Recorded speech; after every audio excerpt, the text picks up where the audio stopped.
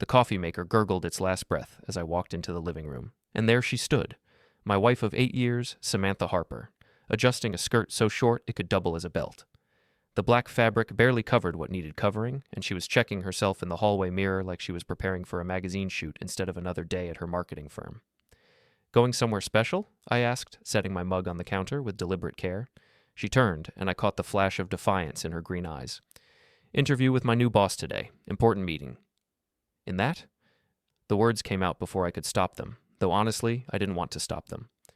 Sam's jaw tightened, and she planted her hands on her hips. "What's that supposed to mean, Alec?" "It means you look like you're heading to a nightclub, not a boardroom." "Maybe if you were a real man, you'd appreciate having a wife who takes care of herself." Her voice carried that particular edge I'd been hearing more often lately. "But you wouldn't understand. You're too busy playing with your tools in the garage." A real man.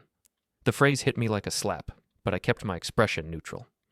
Apparently, real men don't notice when their wives dress like they're auditioning for a music video. Noted.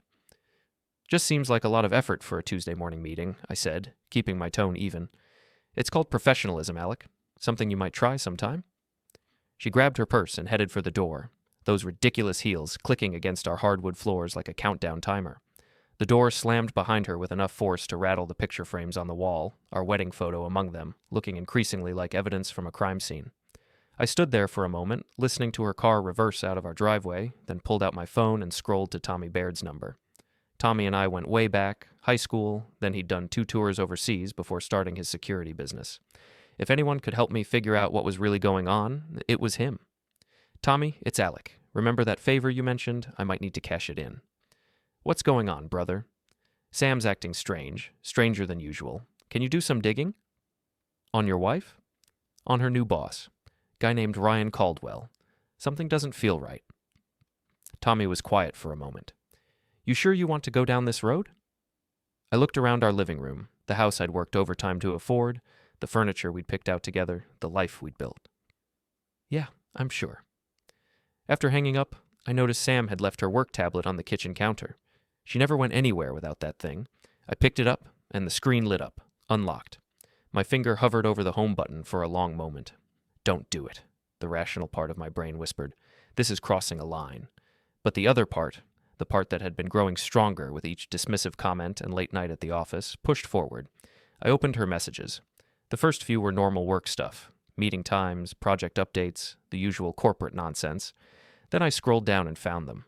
Messages to Ryan Caldwell that had nothing to do with quarterly reports or marketing strategies. "Can't wait to see you today. That skirt is just for you." "Alex suspects nothing. He's too busy with his little construction projects." "You make me feel alive again, like a real woman should feel." My hands shook as I read through weeks of messages. Lunch meetings that weren't lunch meetings. Late nights at the office that weren't at the office. Plans for weekend getaways while I thought she was visiting her sister. I set the tablet down carefully, like it might explode if I moved too fast. The coffee in my mug had gone cold, but I barely noticed. My wife of 8 years, the woman I'd worked double shifts to support through business school, was having an affair with her boss. The worst part wasn't even the betrayal. It was the casual cruelty in her messages. The way she talked about me like I was some kind of inconvenience, a boring husband she had to tolerate while she played house with someone else. My phone buzzed. A text from an unknown number. "Thought you should know. Your wife is at the Riptide bar with some guy. Didn't look like business to me." I stared at the message. Someone else knew. Someone else had seen them together and thought I deserved to know the truth. The humiliation burned in my chest like acid, but underneath the hurt and anger, something else was building. Something cold and calculating. Sam wanted to play games? Fine. But she was about to learn that this small-town contractor had a few moves she hadn't counted on. I grabbed my keys and headed for the door. Time to see what kind of interview my wife was really conducting. Before we dive deeper into this story, I have one small request. Please subscribe, drop a like, comment, and hit that hype button to boost this channel so more people can discover these incredible Reddit stories.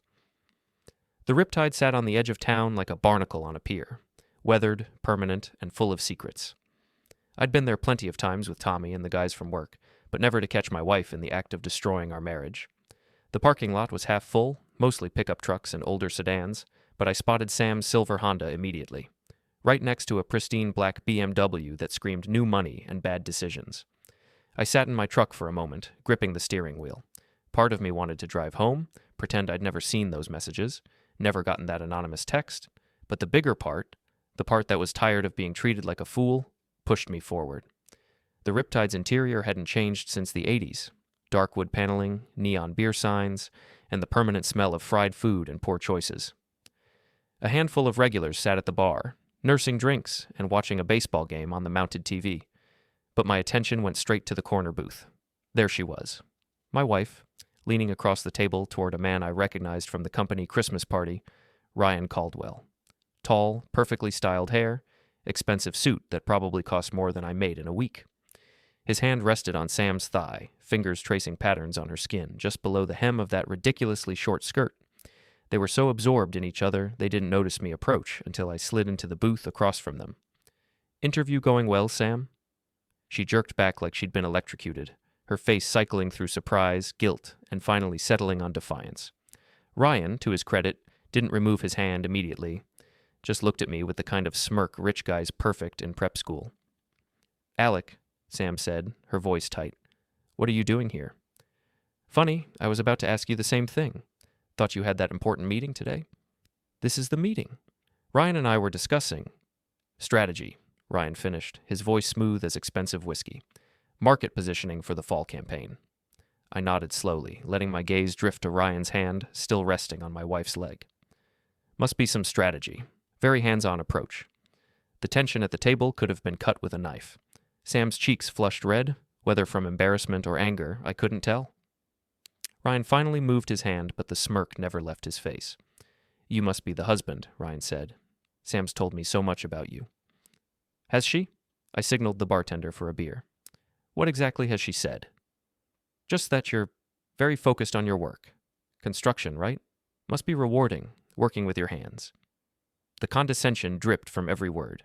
This guy had been listening to my wife complain about me, probably laughing about the blue-collar husband who didn't appreciate what he had. My beer arrived, and I took a long sip, buying time to think. "It is rewarding," I said finally. "There's something satisfying about building things that last. Of course, it's even more satisfying when you get to tear down things that don't belong." Ryan's smirk faltered slightly. Sam shot me a warning look. "We should go," she said quickly. "We have another appointment." "Do you?" I lifted my beer, and somehow, purely by accident, of course, it tipped over, sending cold liquid cascading across the table and directly into Ryan's lap. He jumped up with a yelp, expensive suit now decorated with Budweiser. The bar patrons turned to look, a few snickering at the sight of Mr. Perfect dripping wet and flustered. "Oops," I said, not bothering to hide my satisfaction. "Sorry about that. These working hands aren't always as steady as they should be." Ryan grabbed napkins, dabbing frantically at his pants while shooting me looks that could melt steel. "You did that on purpose." "Accidents happen." I stood up, suddenly feeling every inch of my 6-foot frame. "But let me be clear about something, Ryan. This was just spilled beer. Touch my wife again, and I'll redecorate your precious car with a crowbar." The bar went quiet. Even the baseball game seemed to pause. Ryan's face went pale, then red, then pale again. He wasn't used to being threatened by someone who actually meant it. Sam stood up quickly, grabbing her purse. "Alec, you're making a scene." "Am I? I thought I was just having a drink with my wife and her boss." She pushed past me, heading for the door. Ryan followed, still trying to dry his pants and salvage what was left of his dignity. I stayed long enough to finish my beer and leave a generous tip for the bartender, who gave me an approving nod. The drive home was interesting. Sam's Honda weaved slightly as she drove too fast, her anger evident even from a distance. I followed at a reasonable speed, in no hurry to get home to what was sure to be an epic confrontation. She was waiting in the driveway when I pulled up, arms crossed, face stormy. "What the hell was that?" she exploded before I'd even gotten out of the truck. "What was what?" I stopped by for a drink and found my wife having a very intimate business meeting. It wasn't intimate. We were discussing work. Is that what you call it when a man has his hand on your thigh? Must be a new management technique they didn't teach in business school. We'd moved into the house now, and Sam was pacing the living room like a caged animal. "You embarrassed me in front of my boss, Alec. Do you have any idea what you might have cost me?" "Your boss." I pulled out my phone and started recording. "Is that really what we're calling him?" "Stop that. Stop recording me." "Why?" I thought you might want to explain to me exactly what kind of work requires you to dress like you're going clubbing and meet in bars instead of conference rooms. You wouldn't understand. You never understand anything beyond your little construction world. Try me. She stopped pacing, her eyes blazing. Fine. You want the truth? Ryan appreciates me. He sees my potential, my intelligence, my ambition. He doesn't treat me like some housewife whose only job is to make dinner and smile pretty. And what do you do to show your appreciation? What's that supposed to mean? It means I saw those messages, Sam. On your tablet. The one you conveniently left unlocked this morning. The color drained from her face. For a moment, she looked genuinely scared. Then the defiance came roaring back. You went through my private messages. You invaded my privacy. You invaded our marriage. Nothing happened. We're friends, close friends.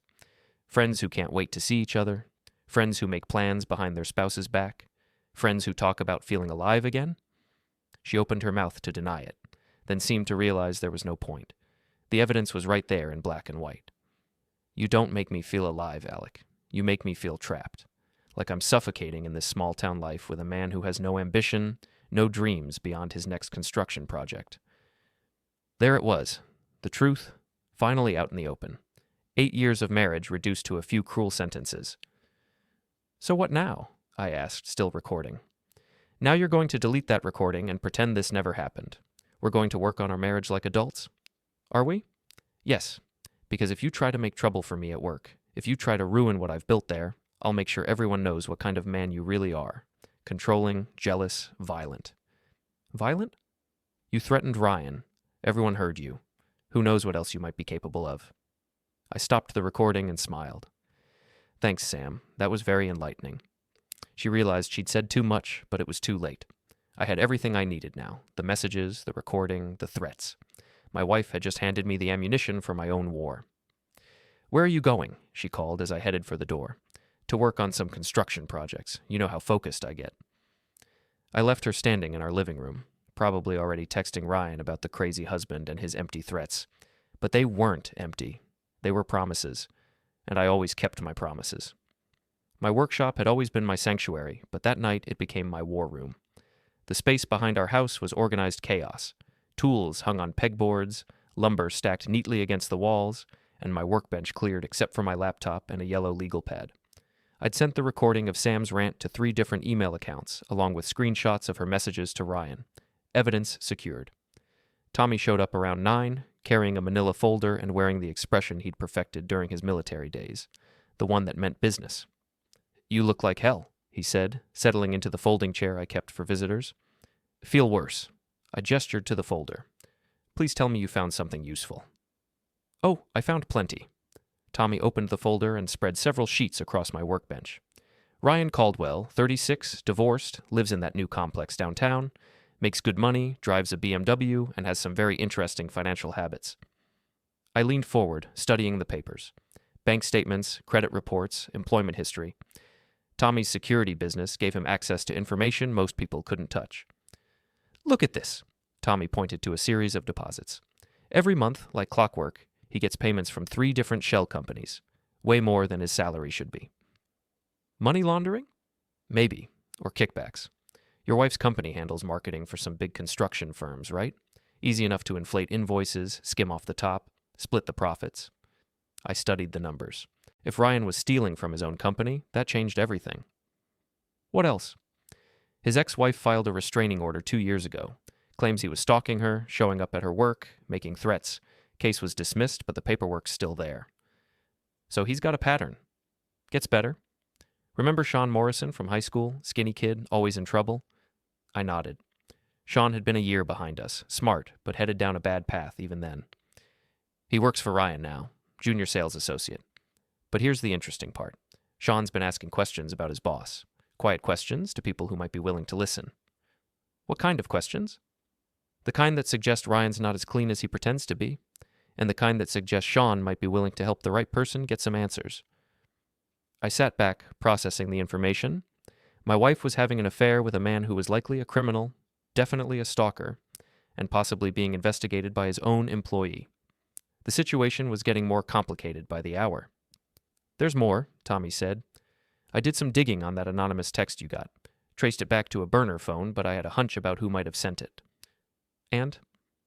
Melissa Carr. Works with your wife, lives about 10 minutes from here. I've got a friend who knows her sister. Apparently, Melissa's been jealous of Sam for years, passed over for promotions, always in her shadow. My guess is she saw an opportunity to cause some trouble. So she's not trying to help me. She's trying to hurt Sam. Does it matter? Enemy of my enemy and all that.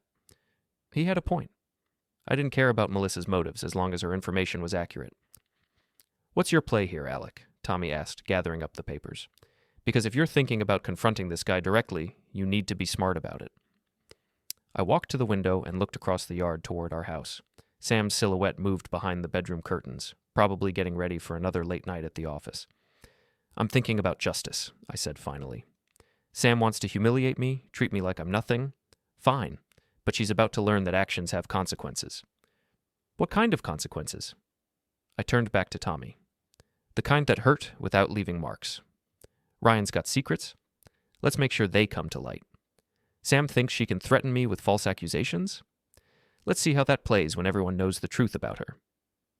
Tommy nodded slowly. I can work with that. But we do this clean, understand? No violence, no property damage that can be traced back to you. Smart, surgical strikes. Agreed. He stood to leave, then paused at the door. You sure about this? Once we start down this road, there's no going back. Your marriage is probably over either way. It's already over, Tommy. Sam just hasn't figured it out yet. After he left, I sat alone in my workshop, planning. The yellow legal pad filled with notes, timelines, and strategies. By midnight, I had the skeleton of a plan that would expose Ryan's criminal activities, destroy his relationship with Sam, and leave my wife facing the consequences of her choices. The next morning, I woke before dawn and made coffee, just like always. Sam came downstairs at 7:30, dressed in another inappropriate outfit.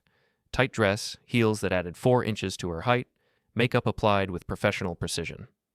We need to talk, she said, not meeting my eyes. Do we? About yesterday, about everything. I sipped my coffee and waited. I think we should see a counselor. Work through our problems like mature adults. What problems are those, Sam? You know what problems. The trust issues, the jealousy, the way you embarrassed me in front of my colleagues. Colleagues? Is that what we're calling them now? Her jaw tightened.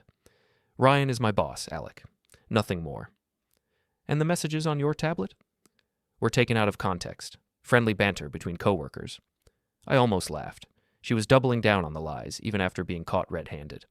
Friendly banter. Yes. And if you can't accept that, if you can't trust me, then maybe we need to reconsider this whole arrangement. This whole arrangement? You mean our marriage? I mean whatever this has become. I set down my coffee cup and looked at her, really looked at her. The woman I'd married was still there somewhere, buried under layers of ambition and selfishness and casual cruelty. But she was so deep I wasn't sure she could find her way back. You're right, I said finally. We should reconsider everything. She looked surprised, like she'd expected more of a fight. Good. I'm glad you're being reasonable. Oh, I'm being very reasonable. In fact, I think it's time we both started being completely honest about what we want. What do you mean? I stood up and grabbed my keys. I mean, it's time to stop pretending. You want Ryan? Go for it. But don't expect me to make it easy. I left her standing in the kitchen, probably already reaching for her phone to call her lover. But that was fine. Let them think they'd won. Let them get comfortable. Because the real game was just beginning. 3 days later, I was ready to make my move. Tommy had arranged a meeting with Sean Morrison at a diner outside of town, neutral territory where we wouldn't be seen by anyone who mattered. I arrived first, choosing a booth in the back corner with a clear view of the entrance. Sean looked older than his 29 years when he walked in, stress lines around his eyes and the careful posture of someone who'd learned to watch his back. He spotted me immediately and slid into the booth across from me.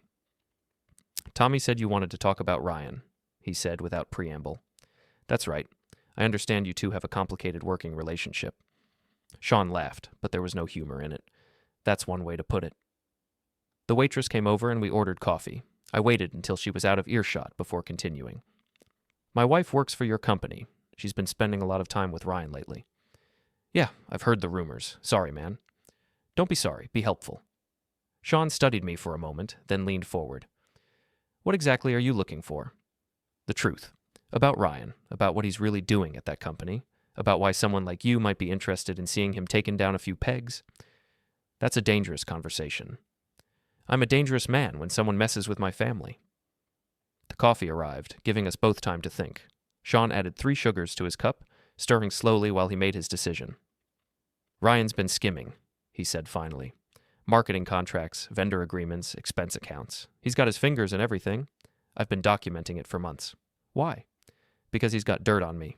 Nothing major, just some stupid stuff from when I was younger and needed the job. He's been holding it over my head, making me his accomplice in some of the smaller schemes. But you kept records. Insurance policy. I knew eventually he'd push too far or find someone else to blame. Figured I'd need proof of my cooperation when the time came. I sipped my coffee, thinking. What would it take to bring him down? Evidence in the right hands. Someone with access to the company's internal systems, someone who could verify the discrepancies I've found. Someone like my wife. If she wanted to help, but from what I hear, she's pretty invested in Ryan's success. She is, but that might change if she knew what kind of man she was really dealing with. Sean reached into his jacket and pulled out a flash drive. Everything's on here. Bank records, forged invoices, email chains discussing the schemes. Enough to put Ryan away for a long time. I pocketed the drive. What do you want in return? Clean exit.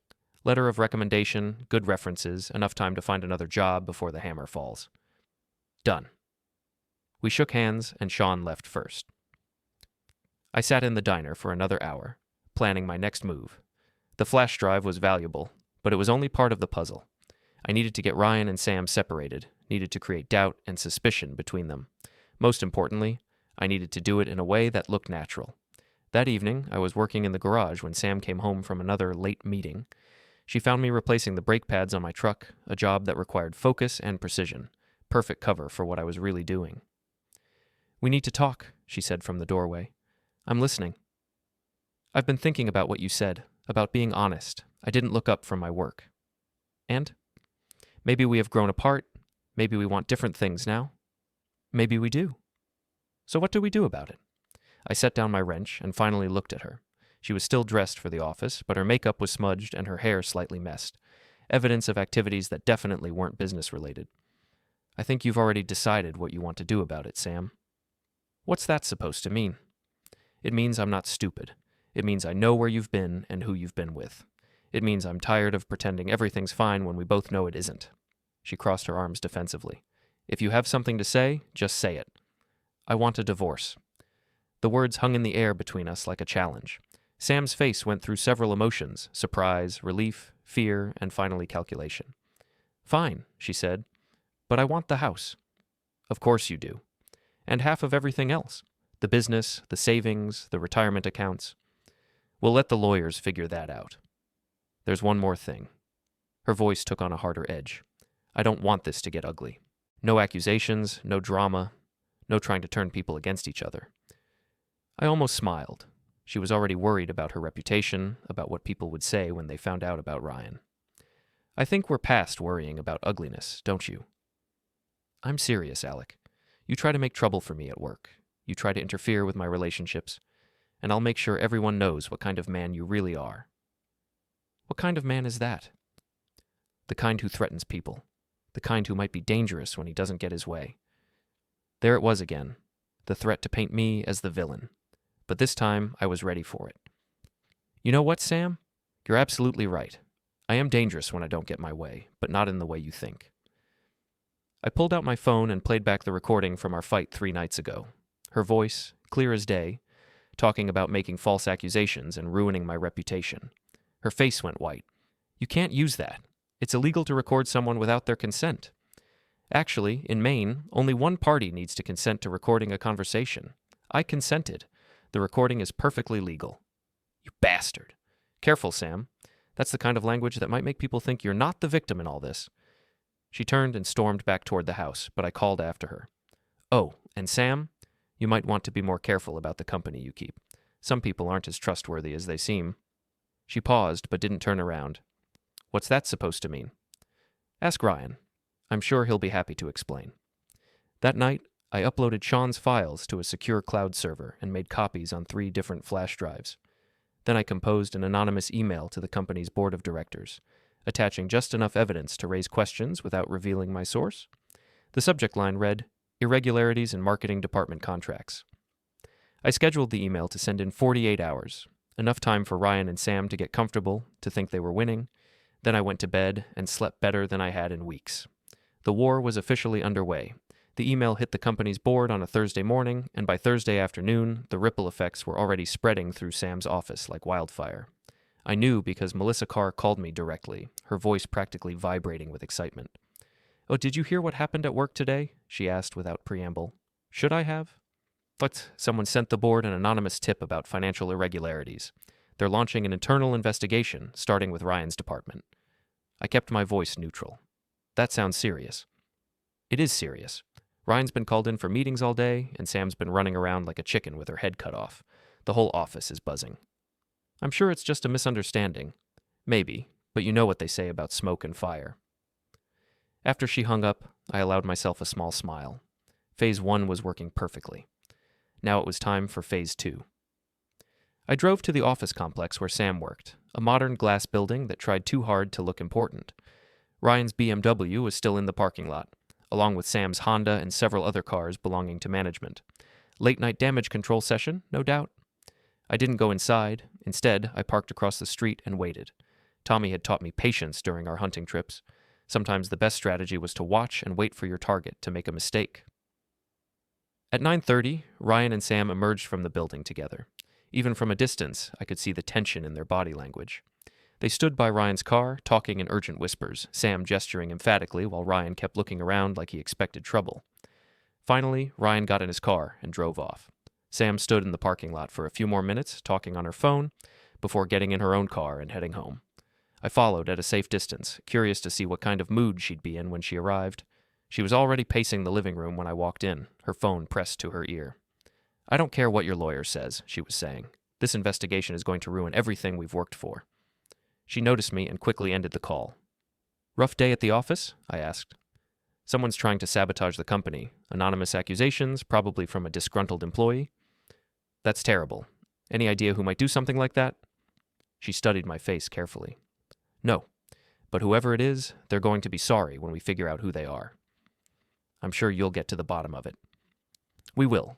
Ryan's hiring a private investigator to trace the source of the email. Corporate espionage is a serious crime." I nodded thoughtfully. "Good idea. Can't have people making false accusations." "Exactly." But I could see the doubt in her eyes. The investigation was making her nervous, making her question things she'd taken for granted. That doubt was exactly what I needed. Over the next few days, I watched the situation unfold from a distance. More emails arrived at the company, these ones from Sean, using an encrypted account Tommy had set up. Each message contained a little more evidence, a few more details about Ryan's schemes. Nothing that could be traced back to me, but enough to keep the pressure building. Sam came home later each night, more stressed and irritable. She stopped wearing the provocative outfits, started dressing more conservatively. The affair was becoming a liability instead of an escape. On Sunday morning, I was working in the yard when Mrs. Greeley, our 70-something neighbor, wandered over with her usual gossip radar fully activated. "Heard there's trouble at your wife's work," she said, pretending to admire my flower bed. "Nothing that can't be handled, I'm sure." "Mm-hmm. Also heard she's been spending a lot of time with her boss lately.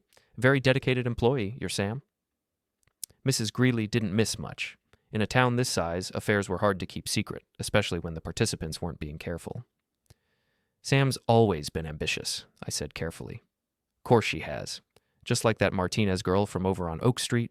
Very ambitious, that one. Right up until her husband found those pictures on her phone." I looked up from my weeding. "Pictures?" "Oh yes, very compromising pictures. Husband printed them out, mailed copies to everyone in her address book. Family, friends, co-workers, everyone. Poor girl had to move 3 towns over to escape the shame." Mrs. Greeley's eyes twinkled with malicious glee. She was giving me ideas, whether she knew it or not. "That seems extreme," I said. "Does it? I think people deserve to know what kind of person they're dealing with. Honesty's the best policy, don't you think?"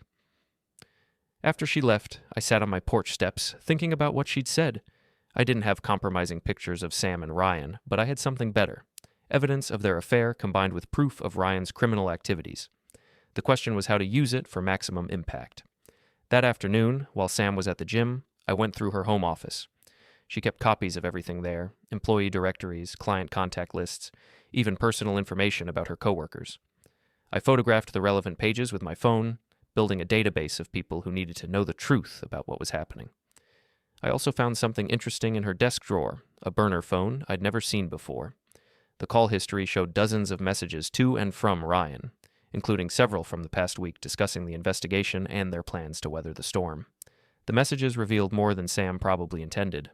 Ryan was panicking, talking about destroying evidence and possibly leaving town. Sam was trying to calm him down, assuring him that they could get through this together. But there was an underlying tension in their communications, a sense that the pressure was starting to fracture their relationship. Perfect. I photographed the most incriminating messages, then put the phone back exactly where I'd found it. Sam would never know I'd been there, but the evidence would be safely stored for when I needed it. That evening, Sam came home in a surprisingly good mood. "The investigation's winding down," she announced. "Ryan's lawyers found some procedural errors in how the anonymous tips were handled. They're talking about dismissing the whole thing." "That's great news." "It is. We were worried for nothing." But her relief was premature. The next morning, while she was in the shower, I sent one final email to the board of directors. This one contained photocopies of the burner phone messages, along with a detailed timeline showing how Ryan and Sam had coordinated their response to the investigation. The subject line read, "Additional evidence of misconduct and cover-up attempts." By the time Sam left for work, the email was already in the board members' inboxes, waiting to explode her carefully constructed world. I spent the day working on a kitchen renovation for a client, but my phone buzzed constantly with updates from Melissa. The investigation had been reopened. Ryan had been suspended pending a full audit. Sam had been called in for questioning about her relationship with her supervisor. At 5 o'clock, I got the call I'd been expecting. "You did this," Sam's voice was shaking with rage. "Somehow you're behind all of this." "Behind what?" "The investigation, the emails, everything. You're trying to destroy my career because you can't handle the fact that I'm successful." "I'm just a construction worker, Sam. I wouldn't know how to launch a corporate investigation." "Don't lie to me. I know it was you." "Prove it." The line went quiet for a long moment. Then Sam's voice came back, colder than I'd ever heard it. "Fine.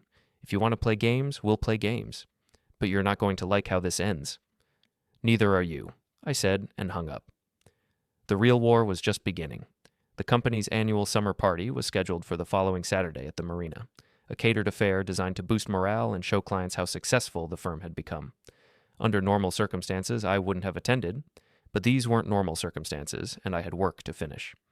Sam tried to uninvite me, of course. The morning of the party, she stood in our bedroom doorway wearing a navy dress that managed to be both professional and appealing. Her attempt to rebuild her reputation after the investigation had damaged it. "I don't think you should come tonight," she said. "Why not? I've been to every company party for the past 5 years." "Because things are complicated right now. People are talking, making assumptions." "What kind of assumptions?" "About us, about our marriage, about whether you might be involved in the problems we've been having at work." I adjusted my tie in the mirror, a silk tie Sam had bought me for Christmas 2 years ago, back when she still pretended to care about our marriage. "Let them talk. I've got nothing to hide." "Alec, please. Just this once. Can you think about what's best for both of us?" "I am thinking about what's best. Trust me." She left without another word, but I could feel her anxiety radiating through the house like heat from a furnace. The investigation had cleared Ryan of the most serious charges. His lawyers were good, and he'd covered his tracks better than Sean had hoped. But the scrutiny had damaged his reputation and created tension between him and Sam that was visible to everyone in the office. I arrived at the marina an hour after the party started, giving Sam and Ryan time to get comfortable. The event was held on the waterfront deck of an upscale restaurant, with string lights and a view of the harbor that probably looked romantic under different circumstances. I spotted them immediately, Sam standing near the bar with a group of coworkers, Ryan holding court at a table of clients and board members. They were maintaining professional distance, but I could see the strain in their body language. The affair that had once been exciting and dangerous now felt like a liability. "Alec!" Melissa appeared at my elbow with a drink in her hand and gossip on her lips.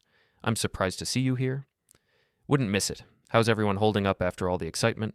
"Oh, people are talking about the investigation, about certain relationships, about how some people's priorities might not be what they should be."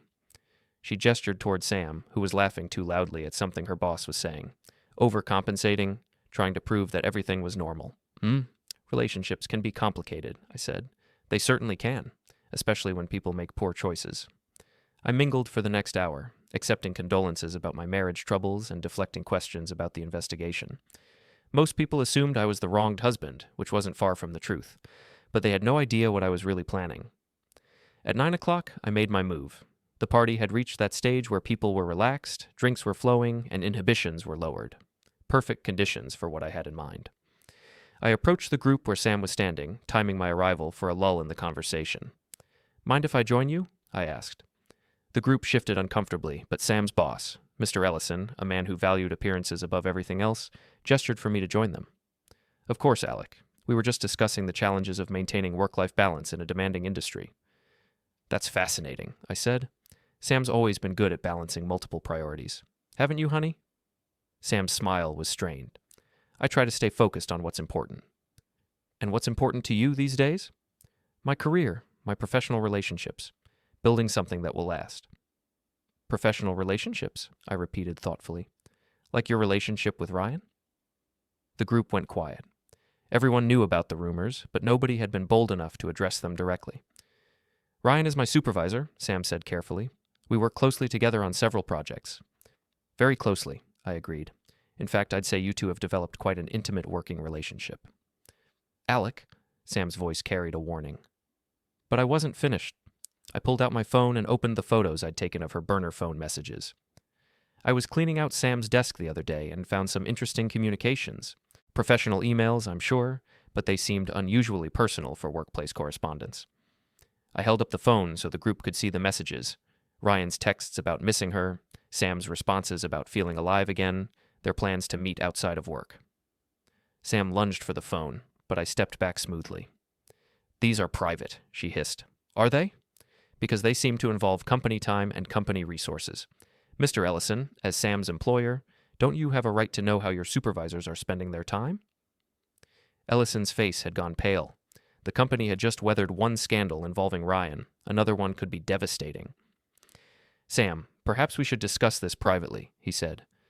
"There's nothing to discuss," Sam said desperately. "Those messages are being taken out of context." "What context makes 'I can't wait to feel your hands on me again' appropriate workplace communication?" I asked. The group was staring now, some shocked, others clearly enjoying the drama. Sam's carefully constructed professional image was crumbling in real time. "You're a bastard," she whispered, "and you're a cheater. But at least I'm honest about what I am." Sam turned and fled toward the parking lot, leaving behind a group of coworkers who were already pulling out their own phones to spread the news. By morning, everyone in town would know the truth about Sam Harper's professional relationship with her boss. But I wasn't done yet. I found Ryan near the marina, standing alone by the water and talking urgently on his phone, probably with his lawyer, trying to figure out how to contain this latest disaster. "Trouble in paradise?" I asked, approaching from behind. He spun around, his face flushed with anger and alcohol. "You son of a—" "Careful, Ryan. We're in public. Wouldn't want to make another scene." "You've been planning this whole thing, haven't you? The investigation, the emails, tonight, all of it." "I don't know what you're talking about. I'm just a construction worker, remember? Too stupid to pull off something that sophisticated." "Bullshit. You destroyed my career, my reputation, everything I worked for." "No, Ryan. You did that when you decided to sleep with another man's wife. I just made sure people found out about it." He stepped closer, his hands clenched into fists. For a moment, I thought he might actually take a swing at me. But Ryan was a boardroom predator, not a street fighter. When it came to actual physical confrontation, he was all bluster. "This isn't over," he said finally. "Yes, it is. Your relationship with Sam, your job at the company, your reputation in this town, it's all over. The only question now is whether you're smart enough to leave quietly or stupid enough to make things worse for yourself." I turned and walked away, leaving him standing alone by the water with the ruins of his life scattered around him like debris from a shipwreck. The drive home was peaceful. Sam's car wasn't in the driveway, probably at Ryan's apartment, trying to figure out their next move. But there was no next move. The game was over, and I had won. I poured myself a drink and sat on the porch, listening to the crickets and planning my next steps. The divorce would be messy, but I had all the evidence I needed to ensure a favorable outcome.